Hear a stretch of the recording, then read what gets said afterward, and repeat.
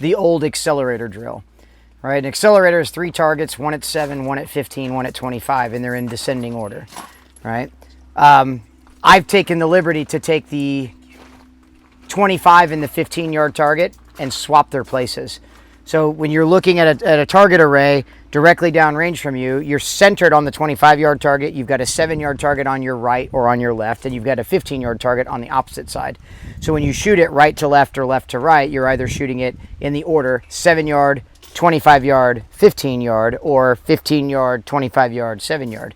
So the right to left, left to right. I prefer that particular setup for working like acceleration, and that's why I don't call it acceleration, I call it throttle control, because you're getting really aggressive on a 7-yard target, then you've got to throttle way down on a 25-yard target, and then kind of throttle up on a 15-yard target. So you're making those different like triggering or visual throttle shifts between target to target. So I prefer that more though than just the old like 7, 15, 25 reload, 25, 15, 7. You're just shooting at acceleration and deceleration. So I find it a little more challenging and a little more engaging to me. You're not right or you're not wrong to have a difference of opinion on those things.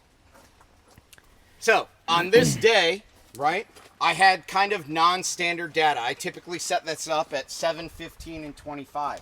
The bay I was on that day did not have 25 yards available to me. So I made a note, throttle control at 7, 15, and 22 yards. While that doesn't seem like a big deal, it can be.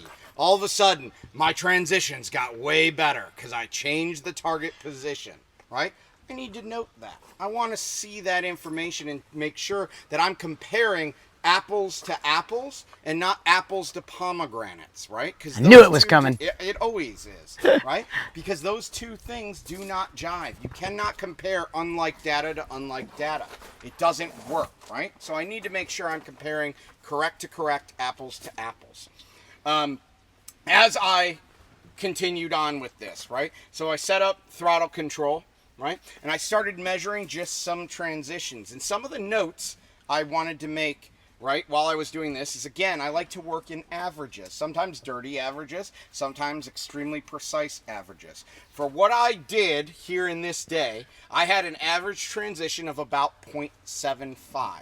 Right? And that was important to me because what I was trying to work on at that time was equalizing my transition speed, right? I was trying to see if I could get away with the same amount of transitional speed from 7 to 15 as I could 15 to 22 and vice versa, right?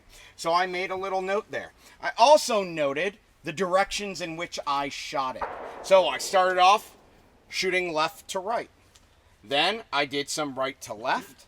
I did some front to back, meaning closest to farthest, and then I did some back to front, right? All to give me just a little bit of a different flavor, making sure that I was staying honest to the way I needed to transition the gun, all right? So that's just something I was working on for that day. Finally, you'll notice at the end of that, I have a little section labeled notes, right? Those notes are specifically for that throttle control exercise. I noted my hits at 22 yards were much better than my 15-yard hits. That tells me something, right? But if I just shoot the exercise and I'm like, well, I shot the exercise, time to go home, right?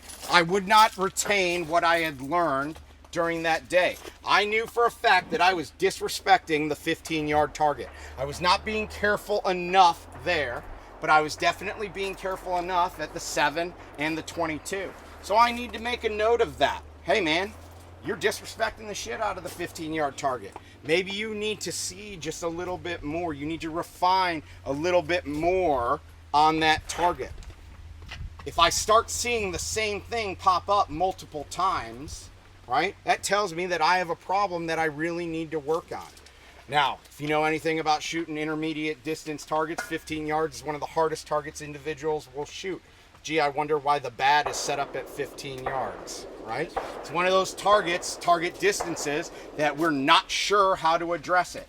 We either address them too aggressively, like we would a 7-yard target, or we address them way too conservatively, like we would a 25-yard target. So that's one of those distances that I know, especially for me, that I have to really refine.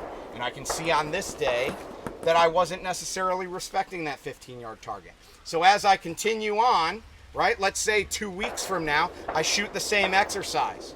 I reference back to this page the last time I shot throttle control, and I see, oh shit, I was having problem disrespecting that 15-yard target. I need to make that a little bit of my focus for this time that I'm going to run the exercise as well, right? So it sets me up for future success in my practice sessions. Josh. Just to play devil's advocate, Yeah. if you're going to replicate that in 2 weeks, it's much better, right? Like I shot the other one much better.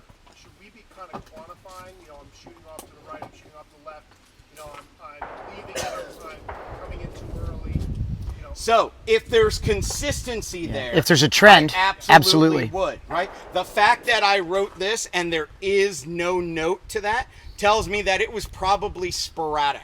I probably missed a little bit to the left, a little bit to the right, a little bit high, a little bit low, enough to where there wasn't enough consistency to say, hey, I'm not breaking off enough speed coming into the target, or I'm overrunning the target every single time, right? But if I were, I would absolutely note that, 100%, 100%, because that lets me dial into the problem even more, for sure, right?